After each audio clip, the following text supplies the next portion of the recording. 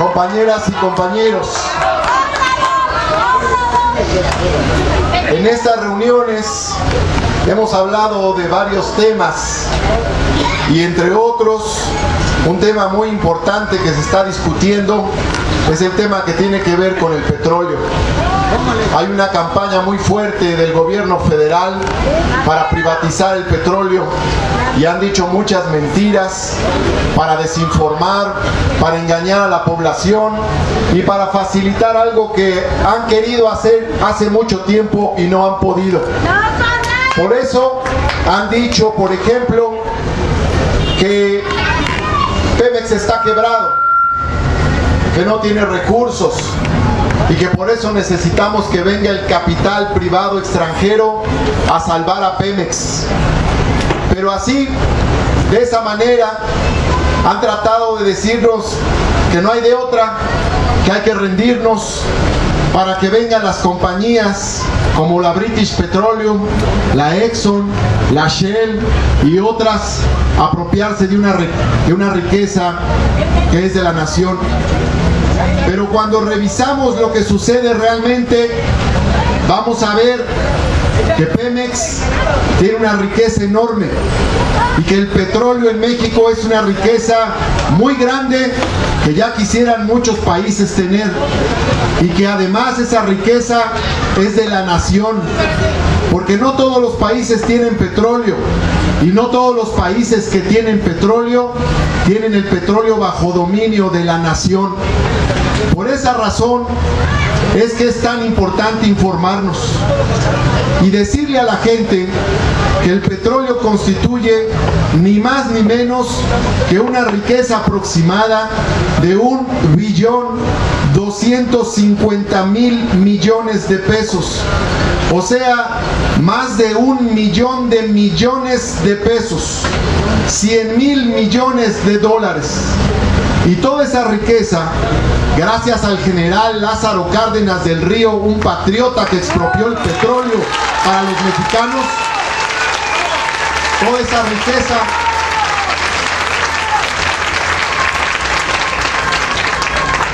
llega al presupuesto de la nación.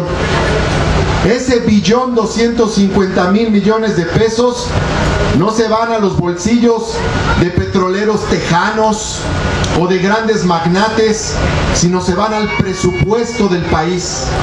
Es el 40% del presupuesto. Y con esa riqueza se construyen escuelas, se construyen hospitales, se le paga el salario a los doctores del IMSS y del ISSSTE, se pagan las pensiones de los jubilados que trabajaron al servicio del Estado toda su vida, se pagan los libros de texto gratuito para secundaria, es más, se pagan las banquetas, los postes, los servicios públicos. Así de que esa riqueza le pertenece a la nación y no hay que dejarnos desinformar. ¿Qué pasaría si esa riqueza ya no llegara a las arcas del Estado, de la nación? ¿Qué pasaría si se privatiza? Si se la quedan las compañías extranjeras. Se empezaría a abrir un enorme hueco en el presupuesto nacional. Habría menos dinero para todo lo que comenté, para educación, para salud, para bienestar social, para la obra pública. Y además, el gobierno buscaría cómo llenar ese agujero y lo haría buscando aumentar los impuestos para que las clases populares y las clases medias paguen más y obtengan menos. Esa es la tragedia que ocurriría si se privatiza el petróleo. Y cuando hablamos del petróleo, no estamos hablando de cualquier industria, estamos hablando de la última, casi la última que le queda a la nación, porque han privatizado todo a lo largo de 30 años. Privatizaron los cines, los teatros, la televisión, los puertos, los aeropuertos, las aerolíneas, Conasupo, los bancos, las empresas automotrices del Estado. Privatizaron todas las empresas, 1000 empresas de la nación. Es más, hasta la electricidad la privatizaron. Y sin vender la Comisión Federal de Electricidad, sin vender un clavo de la Comisión Federal de Electricidad. La mitad de la energía que consumimos se le compra a empresas transnacionales españolas. Por eso, cuando pretenden privatizar Pemex, obviamente no estamos de acuerdo, porque el sufrimiento sería otra vez para la gente. Más pobreza, más concentración de la riqueza en unos cuantos, más pérdida de la riqueza nacional que iría a dar al extranjero, más desigualdades y más carencias para la población. La lucha por el petróleo es una lucha ideológica, sí, histórica y hasta romántica si quieren, porque obviamente recordamos con cariño al general Lázaro Cárdenas y las gestas de aquellos años, pero es una lucha muy práctica también, porque significa pelear por los recursos que son de la nación. Hoy en día solo hay una fuerza política que está defendiendo el petróleo, que no se anda con medias tintas, ni ambigüedades, ni negociaciones en lo oscurito, ni con pactos. Y esa fuerza es Morena, que está defendiendo el petróleo para el país. Por eso hemos levantado nuestra voz y llevamos todo este año informando que quieren privatizar el petróleo y el gobierno diciendo que no es cierto, pero pues ya salieron sus declaraciones en Londres, en Estados Unidos, en fin, todo se va sabiendo poco a poco. Pero hay que pasar de las palabras a los hechos, y eso implica que tenemos que ir a la acción, y por esa razón nos estamos convocando a una movilización pacífica, una movilización contundente pero pacífica, inteligente, pacífica, fuerte. Al mismo tiempo las dos cosas. Nos vamos a ver en el Zócalo de la Ciudad de México el domingo 8 de septiembre con Andrés Manuel López Obrador a defender el petróleo y a defender la economía de las familias. Esa es la convocatoria que se está haciendo por Morena. Todos están invitados. Damos por descontado que todas y todos ustedes, hombres y mujeres libres, conscientes, luchadores sociales y que llevan años en las luchas por el país y por las mejores causas, estarán ahí. Pero les vamos a pedir una cosa: no se conformen con estar ustedes ahí nada más. Les vamos a pedir que inviten a muchos mexicanos más. Aquí en Álvaro Obregón hay mucha gente de lucha, con muchos años de organización, mucha gente que construyó sus colonias con sus propias manos, mucha gente que está en Morena, luchando, que sigue luchando, y hay mucha ciudadanía que está de acuerdo en defender el petróleo. Les pedimos que inviten a todas y a todos y que nos veamos en el Zócalo de la Ciudad de México el domingo 8 de septiembre con Morena, porque Morena nació para luchar contra el PRI, contra el PAN, para ser un instrumento de defensa del pueblo de México y de la nación. Compañeras y compañeros de Morena en Álvaro Obregón, ¡que viva Andrés Manuel López Obrador! ¡Que viva Morena! ¡Que viva Álvaro Obregón! ¡Que viva el general Lázaro Cárdenas! ¡Que viva México! Gracias. Caras conocidas. Algunas diferencias.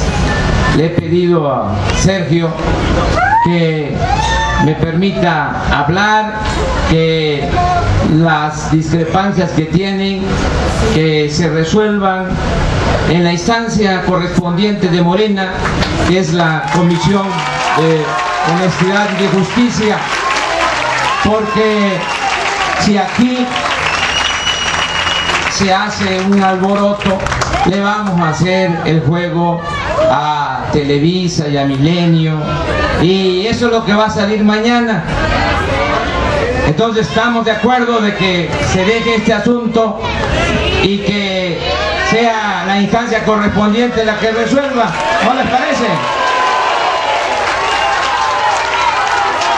Y vamos a hablar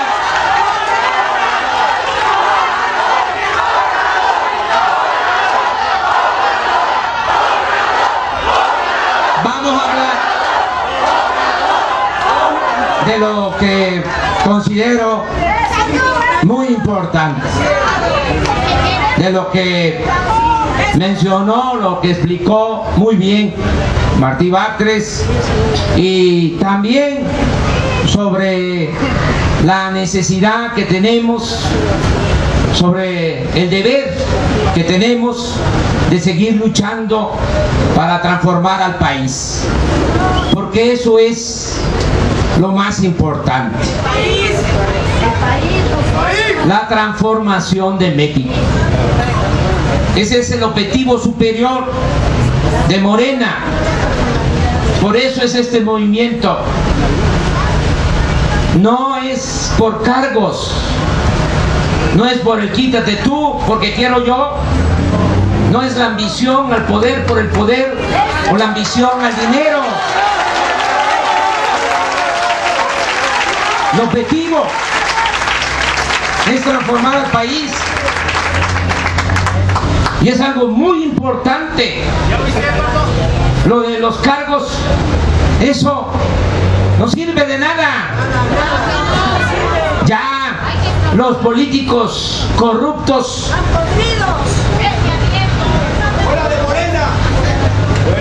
dan pena ajena. Ya, como dicen los jóvenes, ya chole. Son ridículos. Políticos prepotentes, mediocres, ladrones. Eso no es el propósito de este movimiento. Queremos es transformar al país. Si fuese por cargos, ya sería yo presidente, me hubiesen dejado pasar los de la mafia del poder, si les hubiese yo garantizado que no iba a cambiar nada, que íbamos a seguir con la misma política económica que está hecha para beneficiar al 1% de los mexicanos a costa del sufrimiento de la inmensa mayoría del pueblo. Si les hago ese ofrecimiento y me lo creen, me dejan pasar, pero ¿de qué sirve llegar así a la presidencia? ¿De qué sirve tener así un cargo, aunque se trate del cargo más importante de la República, si no se va a poder hacer nada en beneficio del pueblo? No es por cargos que estamos luchando, es para transformar al país y que se entienda bien. Han habido 3 transformaciones en la historia de México: la independencia, la reforma, la revolución. Nosotros queremos llevar a cabo la 4ª transformación de la vida pública del país. Cuando nos pregunten o nos preguntemos nosotros mismos, y tenemos que hacernos esa pregunta siempre, en la mañana, mediodía y en la noche, tenemos que tener claro, cuando nos pregunten o nos preguntemos, ¿por qué luchamos? Porque queremos cambiar este régimen de corrupción y de injusticias y de privilegios. Queremos cambiar este régimen.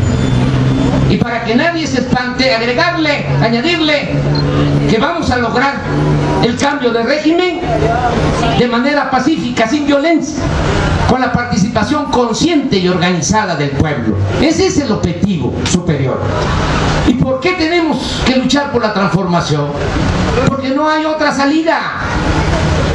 Si continúa este régimen putrefacto, corrupto, las cosas no van a mejorar en beneficio del pueblo. Al contrario, cada día va a estar peor. Lo estamos viendo. Ya no está el PAN en la presidencia, ya no está Calderón. Ahora está el PRI, porque compraron millones de votos traficando con la pobreza de la gente para imponer a Peña Nieto. Y miren los resultados. Miren cómo está el país. Hasta se puede decir que si antes todo iba mal, ahora todo ha empeorado. Es un problema estructural por la política económica que aplican en beneficio de una pequeña minoría. Entonces, si no hay una transformación, si no hay una renovación tajante de la vida pública, no vamos a encontrar la salida ni como pueblo ni como nación. Y esto lo tenemos que tener muy claro. Y nos debe de animar a seguir luchando, nos debe de estimular para seguir luchando, el que en el peor de los casos, si a nosotros nos va mal, si no vemos consumada la obra de transformación, si no vemos el triunfo, le vamos a dejar muy avanzado el trabajo a los que vienen detrás de nosotros, a nuestros hijos, a nuestros nietos. Por eso no se puede pensar que es en vano todo esto que estamos haciendo, siempre y cuando tengamos ese propósito superior de buscar la transformación del país.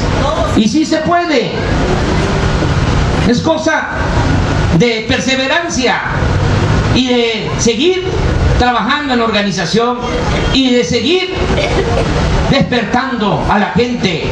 ¿Cómo es que hemos avanzado? Con el apoyo de todos. Ustedes han hecho trabajo, tenemos ese tesoro que es el apoyo de mucha gente consciente, de mujeres y de hombres conscientes que hacen labor, que hacen trabajo. Por eso esto de las directivas es importante, pero no fundamental. El motor del cambio es el pueblo, son los ciudadanos.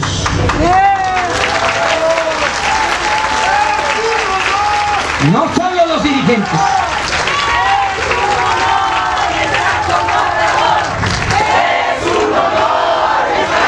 Hay veces que hasta se puede decir que es mucho pueblo para tan pocos dirigentes. La gente es la que está a la altura de las circunstancias. Entonces tenemos por eso que seguir insistiendo. Sí se puede. Y que quede también clara la estrategia. Nosotros no tenemos nada oculto. Aquí tampoco hay especialistas, asesores extranjeros. ¿Cuál es nuestra estrategia? Bueno, pensamos que vamos a lograr la transformación por la vía pacífica y por la vía electoral.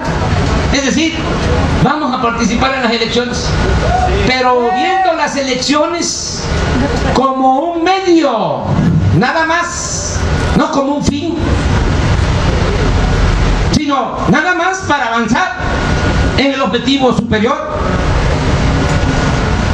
Vamos por la vía pacífica y vamos a participar en las elecciones, porque no consideramos que sea una opción, una alternativa, la vía armada, la violencia. Consideramos que la violencia, en vez de destruir el autoritarismo, lo perpetúa.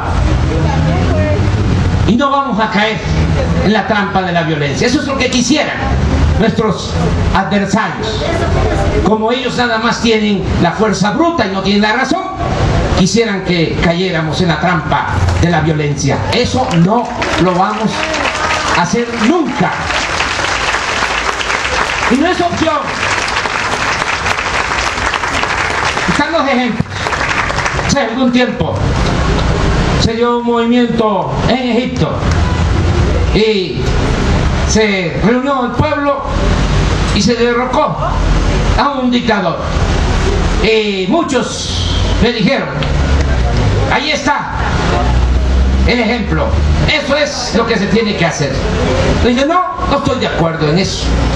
Yo estoy más de acuerdo en trabajar para organizar al pueblo y crear conciencia, porque eso puede ser transitorio y es efímero, y lo estamos viendo.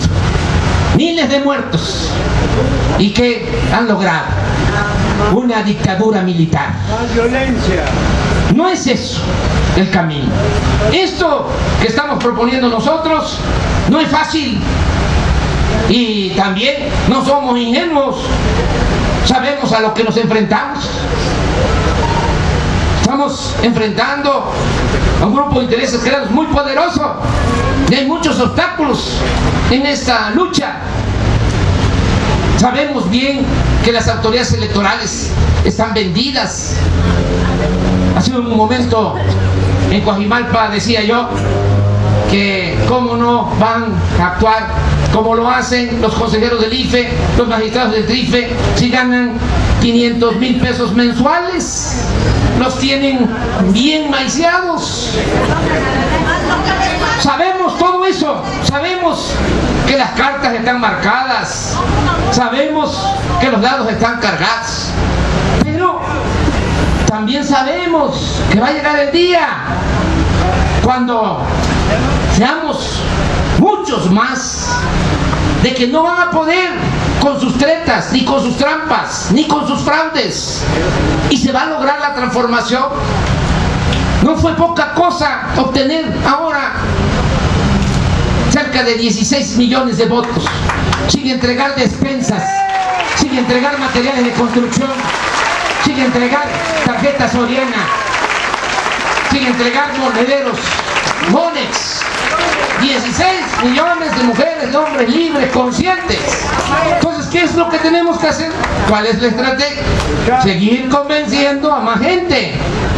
Lo que ustedes han hecho y muchos más, convencer a familiares, amigos, a compañeros de trabajo.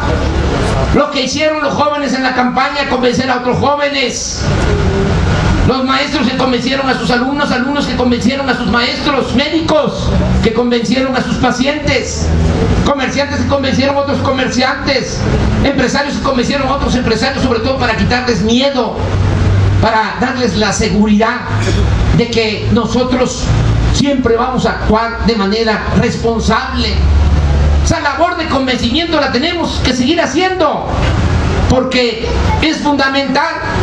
Si ya se logró tener el apoyo de 16 millones de ciudadanos, pues imagínense si llegamos a 30 millones de mexicanos, ¿quién va a poder detener la transformación del país? ¡Nadie! Esa es la estrategia. A eso es a lo que apostamos. Entonces vamos para adelante y vamos a organizarnos, porque es muy importante el que tengamos los comités municipales, delegacionales, para distribuirnos el trabajo, para ahora sí que dividirnos la carga, que tengamos comités en las colonias, en los barrios. Hay muchísimo trabajo, yo no sé por qué se pelean. Si el que quiere trabajar lo puede hacer.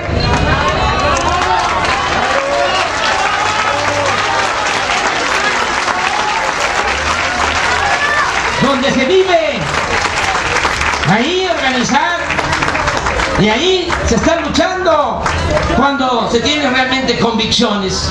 Entonces hay que organizar, hay que seguir informando, hay que seguir concientizando a la gente, porque lo que bien se comprende difícilmente se olvida. Hay que seguir cambiando la mentalidad del pueblo, contribuyendo al cambio de mentalidad, que eso es muy importante, es muy difícil de lograr, pero es fundamental, porque cuando cambia la mentalidad del pueblo cambia todo. Y necesitamos enfrentar al régimen en sus dos tretas, en sus dos trucos, en lo que sostiene este régimen corrupto para que no se derrumbe. Son dos pilares que tiene. Uno es el control casi absoluto de los medios de comunicación, que les ayuda mucho para administrar la ignorancia en el país. Hay muchísimas cosas que la gente no sabe. Aquí mismo, en la capital de la República, donde hay más información. Y no porque la gente no quiera enterarse, informarse, es que no se garantiza en nuestro país el derecho a la información. Estoy recorriendo desde el día 10 de enero todo el país, y en las regiones donde voy de gira, le pregunto a la gente si saben que Peña Nieto se compró un avión de 7,000 millones de pesos. Y les digo, a ver, que levanten la mano los que lo saben, con honestidad. Miren, aquí, bájenla, que levanten la mano los que no lo sabían. Miren, en la capital, imagínense, en los estados. Bueno, porque eso no sale en el canal de las estrellas, eso no se ve en Televisa, eso no se escucha en la radio, eso no se lee en los periódicos, porque no les conviene.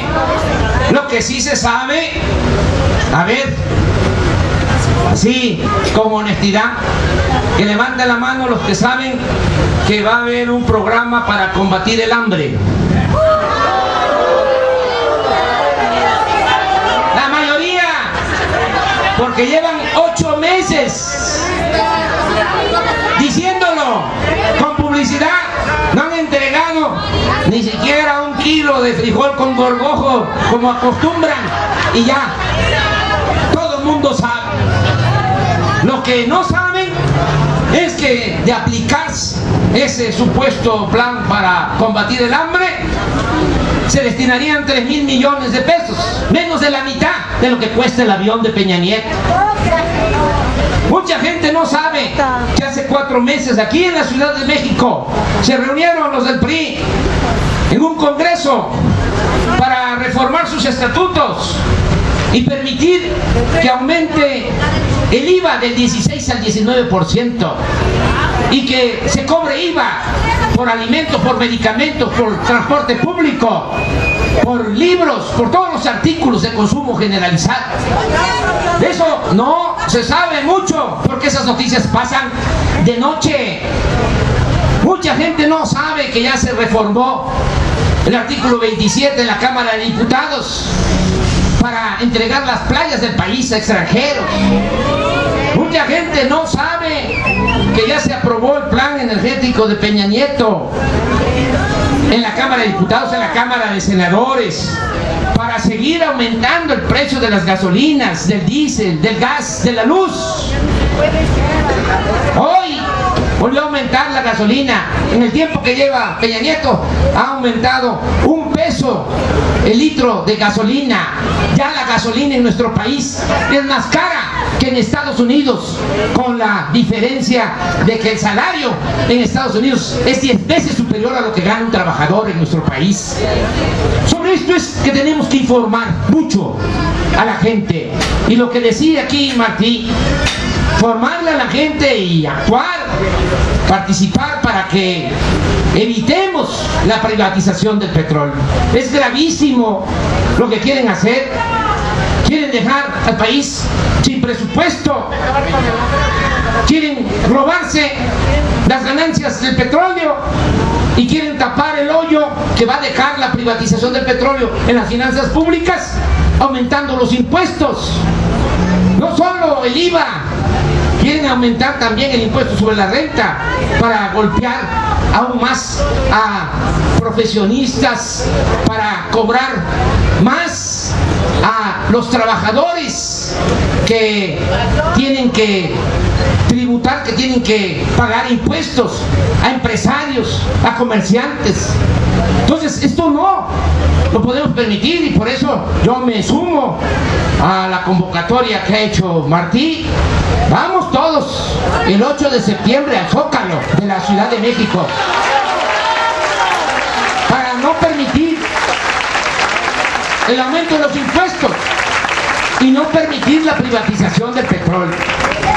Vamos todos y ayúdennos, porque ya hablé de que no hay información, nos tienen bastante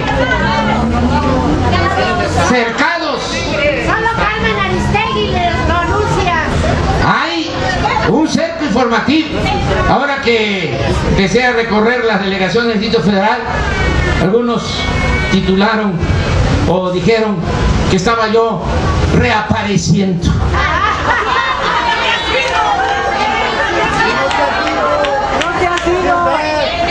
Llego a actos en los estados y no sale al día siguiente nada, ni en la página 29 de la sección C de los periódicos.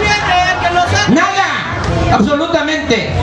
Tienen a los medios bien apergollados, pero la verdad siempre se abre paso, y por eso tenemos que ir pueblo por pueblo. Eso es lo que hacemos para que no se apague la llama de la esperanza. Por eso, ayúdennos a informar, orientar, ayúdennos a invitar para que la gente concurra, los que quieran, desde luego, de manera voluntaria, y que tengamos una buena asamblea el 8 de septiembre en el Zócalo. Es un domingo a las 10 de la mañana.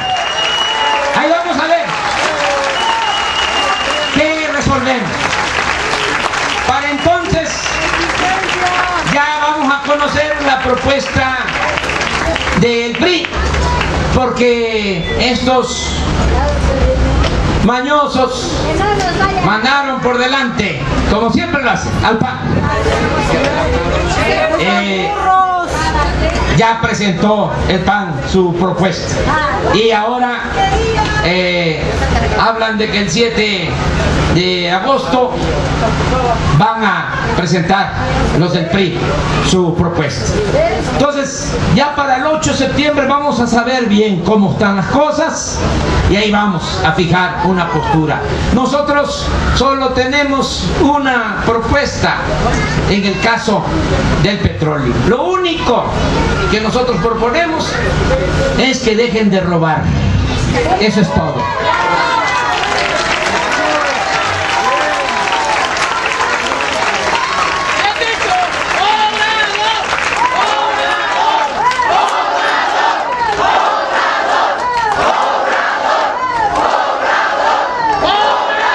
Esa es nuestra propuesta.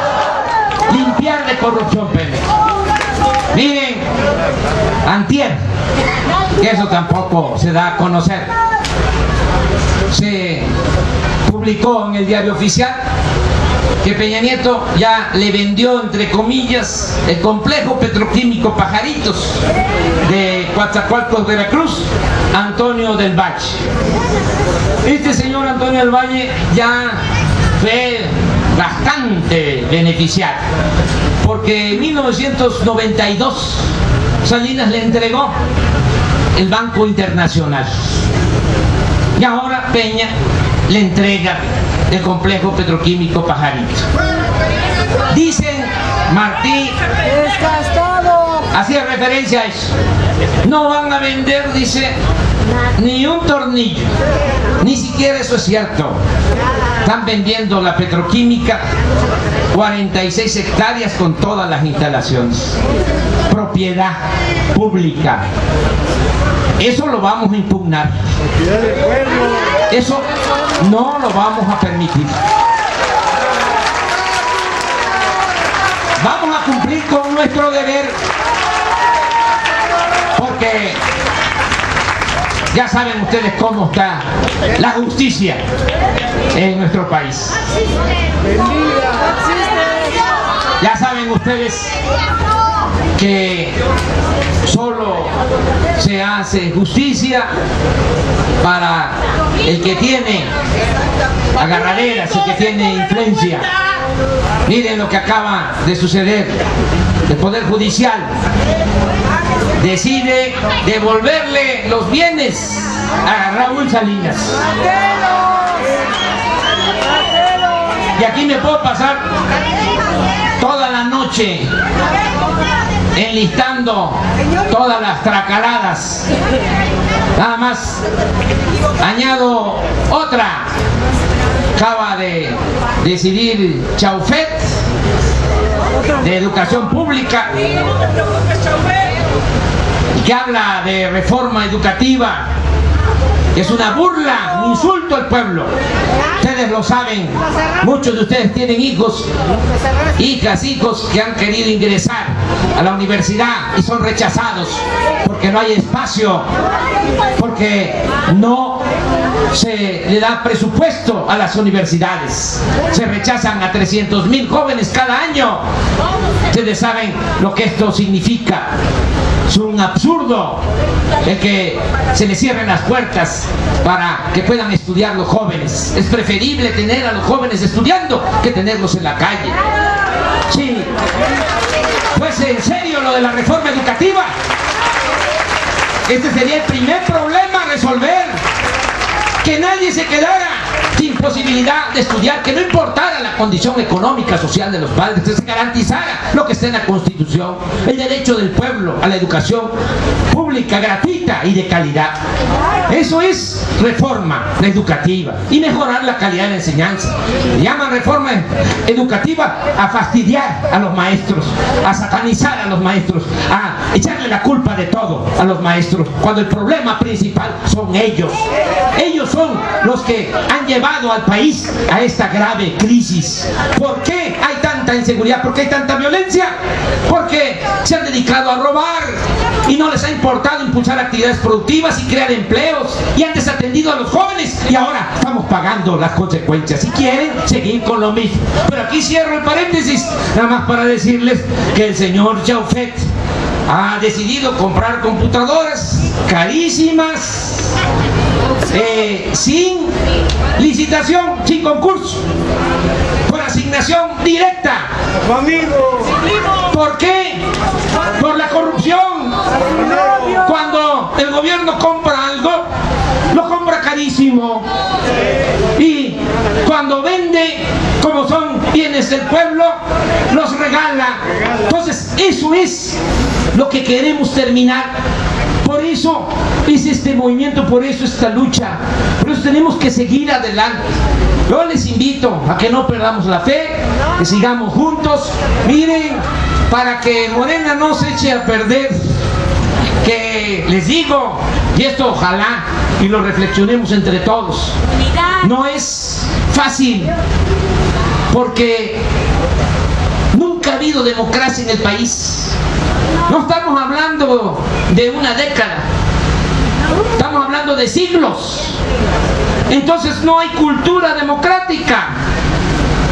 Lo que hay son prácticas antidemocráticas, y estamos construyendo Morena en una atmósfera antidemocrática.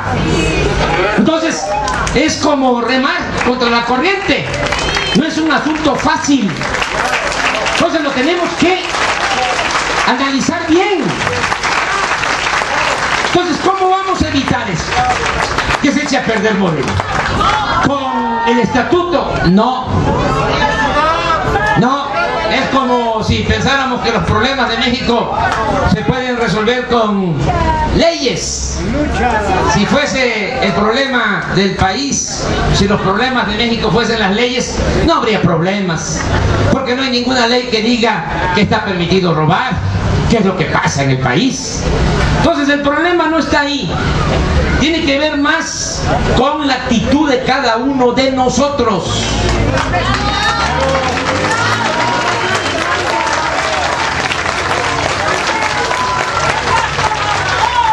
Con imprimir principios e ideales, y tenemos que estar insistiendo mucho en eso. No al acarreo, no al influyentismo, no al sectarismo, no al amiguismo. ¿Cómo resolvemos este problema? Estos asuntos. Pues la única forma es imprimir principios, entender y asimilar que venimos a este mundo a servir y no a que nos sirvan. Pero que no entre por un oído y salga por otro. Que se entienda que en Morena el poder solo tiene sentido, solo vale y se convierte en virtud cuando se pone al servicio de los demás. Entender que la política no es corrupción, no es individualismo, egoísmo, no es mentir, no es engañar. Es un noble oficio que permite al ser humano servir a otros. La política es hacer historia, es transformar. Los que se hacen llamar políticos en sentido estricto no lo son. Yo cada vez que veo a estos políticos trato de distanciarme lo más que puedo, cuando los veo, porque además son inconfundibles, cuando me los encuentro, busco irme hasta el más apartado rincón, porque son desagradables. Ellos se creen muy vivos, visten de manera distinta, caminan, se inflan como pavos. Son ridículos, ridículos, corruptos.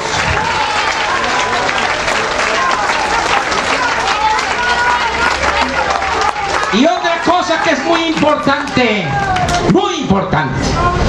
que se entienda que ser de izquierda, más que cualquier otra cosa, es ser honesto y de buen corazón. Ya basta también de simular con el decir que uno es de izquierda. Un corrupto no es de izquierda. Un deshonesto no es de izquierda. Un individualista no es de izquierda. Un egoísta no es de izquierda. El que le da la espalda al que sufre no es de izquierda. Es muy claro eso. Que me encuentro algunos que me dicen compañera, compañero o compañero, y tenemos que profundizar en la lucha, y puro discurso, puro rollo, y en la práctica actúan de otra manera y a la primera tentación caen y se corrompen. Eso no. Nosotros queremos principios, queremos ideales, fortaleza en las convicciones. Y eso es lo que va a permitir que Morena no se eche a perder. Nada de sectarismo. No decir, es que si entran muchos a Morena, entonces ya nosotros vamos a ser desplazados. ¿Y a qué nos vamos a dedicar? Nosotros que hemos trabajado tanto, pues todos hemos trabajado. Y está mal estar pensando que si porque se trabaja ya se tiene derecho a todo. No, nosotros tenemos que luchar toda la vida y luchar sin interés alguno por la transformación del país.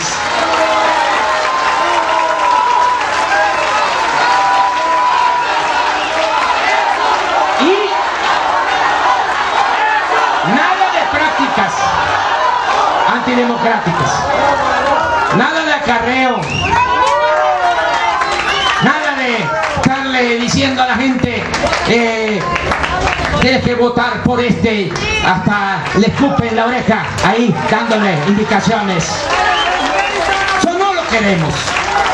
Esto tiene que ser algo nuevo, tenemos que cuidar, porque Morena tiene que ser pronto, ya lo es, pero tenemos que reafirmarlo, un referente moral. Eso es lo que nos hace distintos a todos, a los demás partidos políticos. Un referente moral. Morena tiene que ser un instrumento de lucha al servicio del pueblo, al servicio de la sociedad, no para nosotros, los dirigentes. Tiene que entenderse que Morena, y por eso tenemos que estar a la altura de las circunstancias. Morena es la única esperanza, aunque no les guste a nuestros adversarios escuchar esto, pero es la única oposición y por lo mismo es la única esperanza del pueblo de México. Bueno, eso es lo que yo quería decirles y muchísimas gracias, amigos y amigas.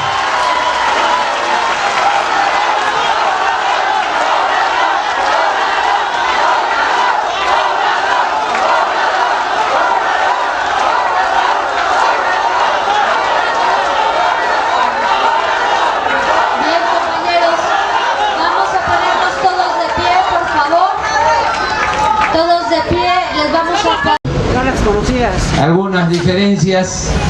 Le he pedido a Sergio que me permita hablar, que las discrepancias que tienen que se resuelvan en la instancia correspondiente de Morena, que es la Comisión de Honestidad y de Justicia, porque si aquí se hace un alboroto, le vamos a hacer el juego a Televisa y a Milenio, y eso es lo que va a salir mañana.